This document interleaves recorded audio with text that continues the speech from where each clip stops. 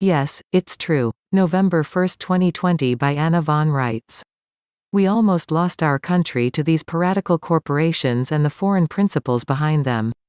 Hardly anyone was standing in their proper character and status and declaring it and claiming their birthright political status, so it appeared that Americans had forgotten who they are, or had knowingly and deliberately adopted foreign British Territorial U.S. citizenship or even municipal citizenship of the United States.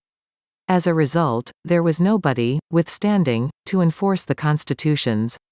British Territorials never had any guarantees or rights under any constitution, and neither did any officers of the Roman Municipal Government.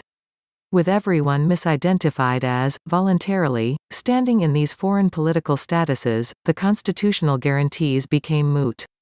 There was nobody left to enforce them or claim them, while our erstwhile employees actively conspired to evade their constitutional obligations using these pretenses. That's how we could have King's officers sitting on the district court benches bellowing that the Constitution has nothing to do with my court and I will hold you in contempt if you mention anything about the Constitution again. And now you know the rest of the story, how America was almost successfully undermined from within, by ignorance, by sloth, and by disloyal foreign subcontractors seeking to usurp upon us for their own unjust enrichment and benefit. Not by the Chinese. Not by the Russians. By the popes acting as Roman pontiffs. By the British monarchs acting in breach of trust. By all their little patsies and cronies in the EU and UN. By our purported allies and friends. By Americans, like FDR and Jimmy Carter and Barack Obama. And that is the awful part of the truth. These are people who are culturally aligned with us, who talk the talk about individual freedom and honor. People who wouldn't have survived World War II as independent nations without us, people who wouldn't have a pot, much less be fully restored and modernized without us. And because we opened our hearts and our wallets and helped them out, they have labeled us, their creditors, as their enemies and tried to kill us and tried to kill our country, too. And all the while, being on our payroll.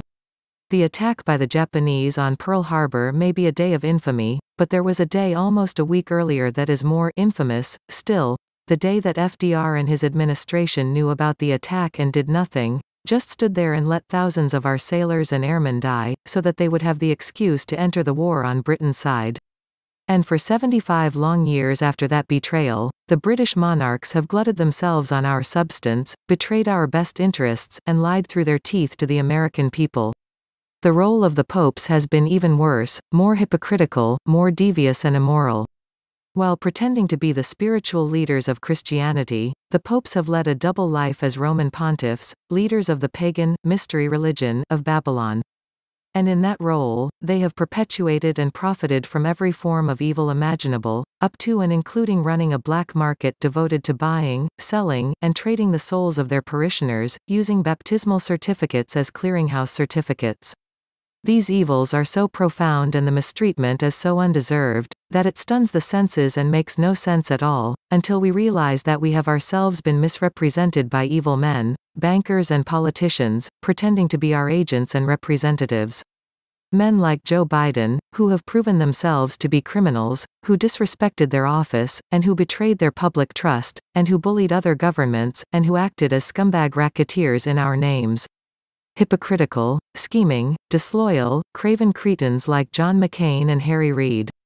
And the bankers, who in turn, manipulated these small, mean-spirited, grasping, excuses for Americans to promote their own self-interest at the expense of everyone else on the planet. How could we allow such venal specimens of humankind to represent us, much less allow them to control our money and assets? How could we fail our duty to self-govern? Just pause a moment and take in the view. This isn't a swamp. It's a carnival, complete with a freak show, arcade, magicians, clowns, and something evil, the very spirit of falsehood, lurking just under the surface of everything. America has to wake up from this nightmarish situation by embracing the truth, about all of them, and about ourselves, too. We have encountered the enemy, and they are us. There are Americans who aren't Americans, just as there are Jews who aren't Jews. If you enjoy having Anna's latest articles made into videos, please consider making a purchase from Ed's website sacredintuitiveelements.com. Thank you.